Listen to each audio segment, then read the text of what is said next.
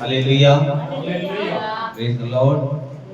आप सबको जय मसीह की परमेश्वर का अनुग्रह आप सबके ऊपर बना रहे। जो लोग इस चैनल को देखते हैं, कमेंट करते हैं, परमेश्वर उनको बड़ी आशीष दे। जो इस चैनल के लिए प्रार्थना भी करते हैं और जो इस चैनल को देखते हैं और शेयर करते हैं, मेरी दुआ है परमेश्वर का अनुग्रह आप सबके ऊपर यूं ही बना रहे। आप दिन दुगनी रात चौगुनी उन्नति करते हुए आगे बढ़ते हुए चले जाए।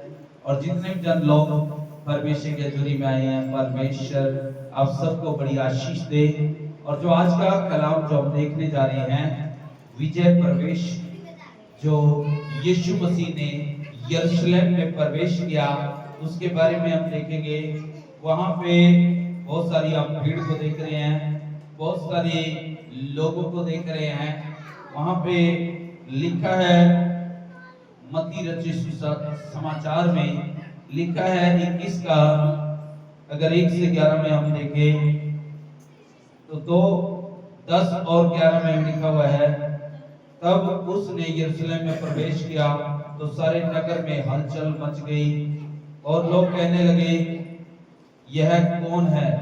लोगों ने कहा, यह गलील नासरत का भविष्यद्वक्ता है, यीशु है। Hallelujah, hallelujah. यहाँ पे यीशु मसीह के बारे में हम देखते हैं।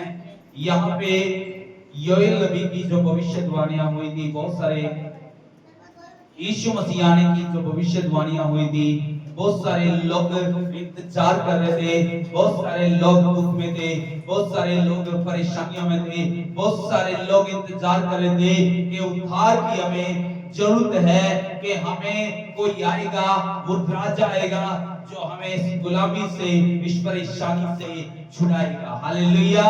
यीशु मसीह बताते हैं, अपने चेलों को भेजते हैं कि जाओ, इस गांव में जाओ और यरूशलेम में जाओ और ऐसी जगह पे जाओ, तुम्हें गधी का बच्चा मिलेगा बंधा हुआ, और उस बच्चे को खोल कर लेके आओ और उस बच्चे के ऊपर याद रखे यीशु मसीह ने बैठ करके यरूशलेम में प्रवेश किया। हालेलुया।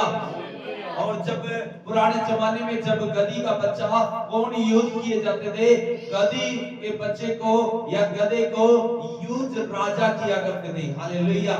उसके ऊपर राजा बैठते थे, जैसे कि दाऊद और अबशालोम और वहां पे परमेश्वर के लोग ऐसे राजा थे जो वो उस गधे के ऊपर सवार करते थे। हालेलुया। पुराने जमाने में गधे को बुरा नहीं माना जाता था, बल्कि गधे की क्या थी? वैल्यू थी। हालेलुया। तो इसलिए वो गधा के ऊपर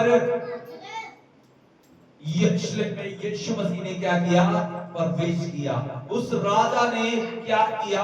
वहां पे प्रवेश किया।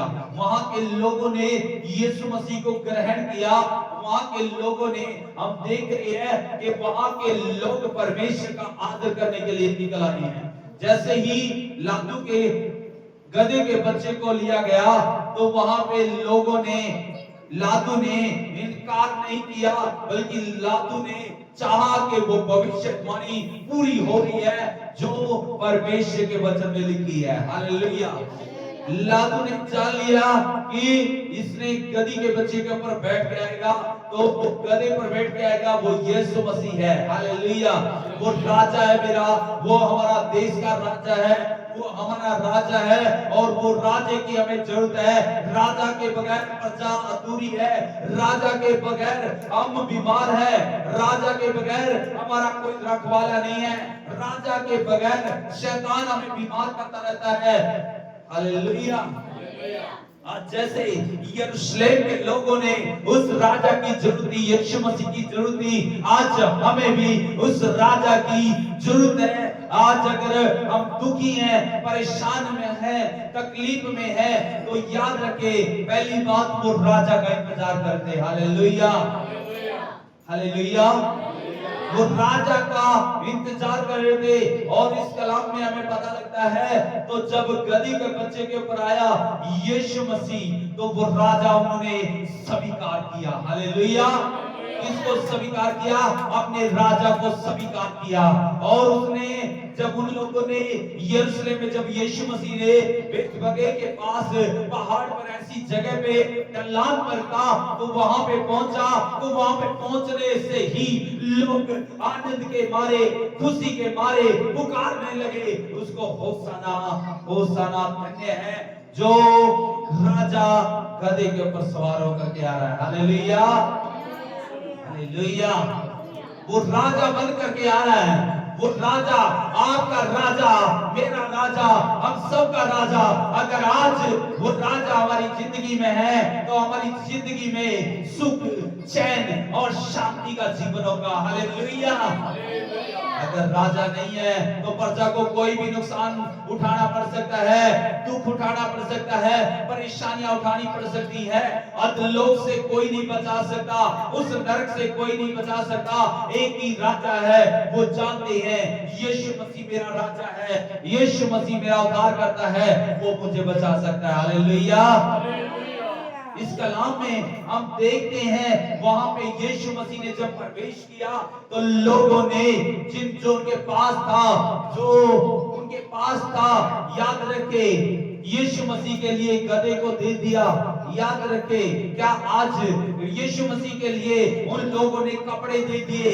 यीशु मसीह के लिए उन लोगों ने आनंद के मारे वो डालियां बिछा दी और हालेलुया वो आनंदित हुए।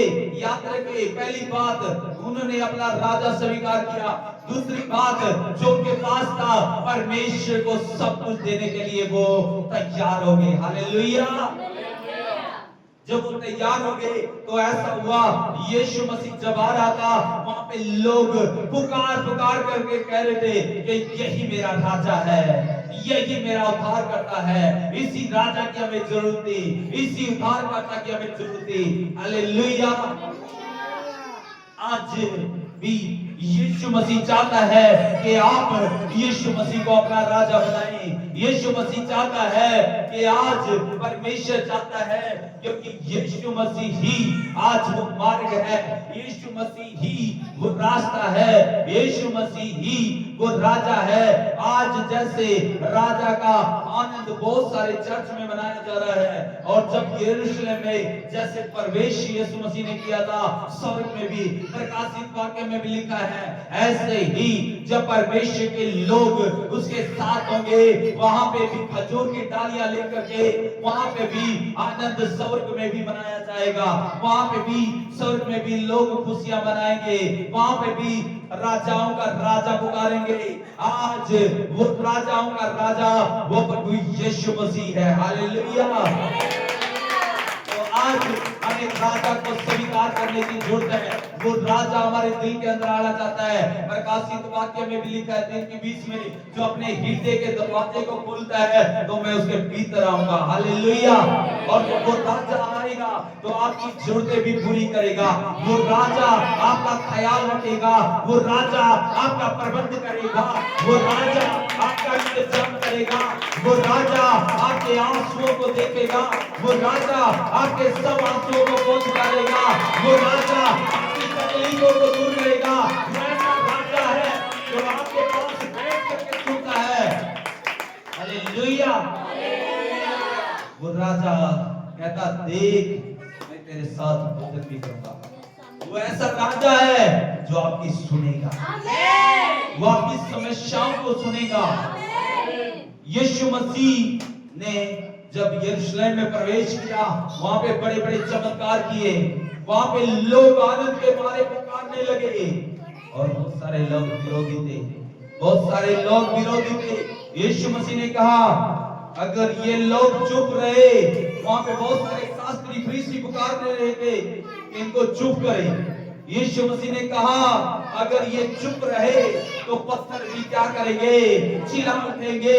जिनके पत्थर हृदय हो चुके हैं, वो पत्थर हृदय भी पिघल जाएंगे, वो लोग भी मुझे पुकारने लग जाएंगे, होशाना होशाना। हालेलुया।